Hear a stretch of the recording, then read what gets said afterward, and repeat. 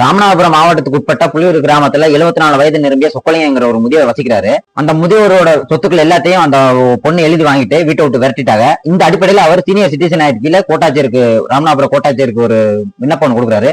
அந்த விண்ணப்பத்துல 3000 வழங்க சொல்லி கோட்டாட்சியர் உத்தரவு பிறப்பிக்கிறாரு. அந்த உத்தரவு செயல்படல. அதனை அடுத்து மேல்முறையீடு வழக்கு ஒன்று போகுது. அந்த மேல்முறையீடு வழக்குல மாவட்ட ஆட்சியர் 5000 ரூபாய் கொடுக்க சொல்லி உத்தரவு போறாரு.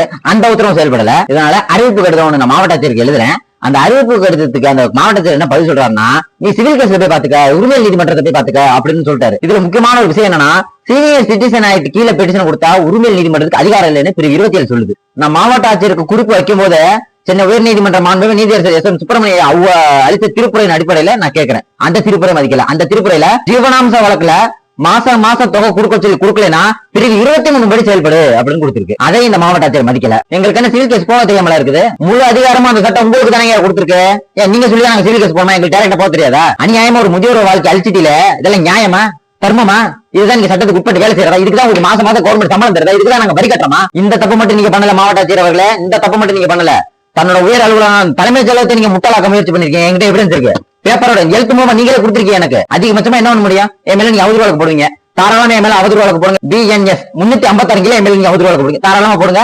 அது எப்படி செயல்படணும்? BNSS 222 படி செயல்படணும். போடுங்க.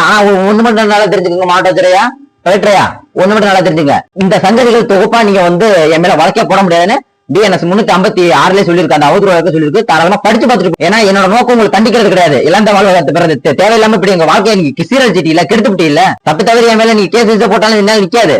அது எகென்ஸ்ட் உங்களுக்கே மாறிடும். ஏன்னா அது BNS 356 அதான் சொல்லுது. படிச்சு பார்த்துங்க ஒரு வாட்டி. நீங்க நாங்க இழந்த இந்த வாழ்வாதாரத்தை நீங்க மீட்டு தள்ளனா 40 தப்பு பண்ணிருக்கீங்க. கோட்டாட்சியர் ஆதாய வாங்கினதுல இருந்து அதை நீங்க காமத்து பண்ணதுல இருந்து தலைமைச் செயலகத்தை முட்டாளாக்க முயற்சி பண்ணதுல இருந்து எல்லாம் என் பேப்பர் மூலமா எவிடன்ஸ் இருக்கு. கோர்ட்ல கேஸா போட்டா நான் கொடுக்க தயாரா இருக்கேன். எங்களோட வாழ்வாதாரத்தை நீங்க திருப்பி தரலனா 40 குற்றத்தை 40 வீடியோவா போட்டு நான் சொல்லுவேன். அரசாங்கத்துக்கிட்ட சம்பளம் வாங்கிக்கிட்டு அரசு விதிகளை மதிக்காம சட்ட விதிகளை மதிக்காம எங்களோட வாழ்வாதாரத்தை கெடுக்கிறதுக்கு இந்த சட்டம் உங்களுக்கு துணை இருக்கும்போது அரசாங்கத்துக்கே நாங்க சம்பளம் கொடுத்துக்கிட்டு அரசு விதிகளை மதிச்சு சட்ட விதிகளை மதிச்சு எங்களோட வாழ்வாதாரத்தை மீட்க தெரியாம இல்ல.